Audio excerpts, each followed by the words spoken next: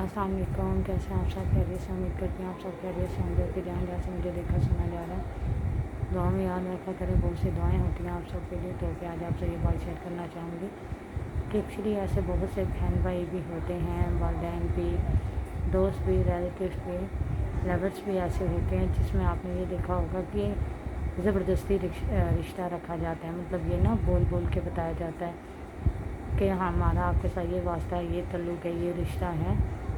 तो ये चीज़ आपने देखी होगी। देखें, बहन भाई जो होते हैं उनमें ये रिश्ता होता है कि वहाँ एक दूसरे के साथ ज़िद तब की जाती है। हमें मान होता है कि हमारी ज़िद करने पे वो हमारी ज़िद को पूरा करेंगे, तब मान होता है, तो रिश्ता होता है।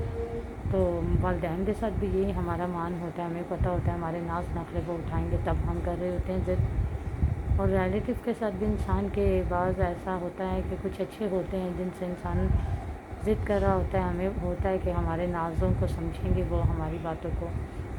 और कुछ दोस्तों में भी ऐसे होते हैं जो आपको छोटी से छोटी बात का भी मान रखते हैं। और कुछ लवर्स भी ऐसे होते हैं जो कि आपकी हर एक बात का मान रखते हैं। तो देखें, रिश्ते में बोलना, बोल के बताना, ये तो हक दावा होता है इंसान का किसी से कि उससे बोल बोल के बता बता के बार बार ये चीज़ का एहसास दिलाया जाता है, बताया जाता है हमारा आपके साथ दोस्ती का वास्ता है या बहन भाइयों का वास्ता है, या आप हमारे चाचू हैं, मामू हैं, चाहे वालिदैन हैं, अम्मी हैं, अब्बू हैं। तो ये चीज़ें बताई जाती हैं, बार बार उन्हें याद करवाया जाता है, तो जाके उन्हें एहसास होता है। ये इन सबको ये लगता है कि बोल बोल के किया जाता है तो उन्हें एहसास होता है। ये उन लोगों की फीलिंग्स हैं जिन्हें ये होता है कि हम बोलेंगे, बताएंगे, बार बार बताएंगे, समझाएंगे, दिखाएंगे, एहसास करवाएंगे तो सामने वाले को समझ आएगी कि हमारा उनसे क्या वास्ता है।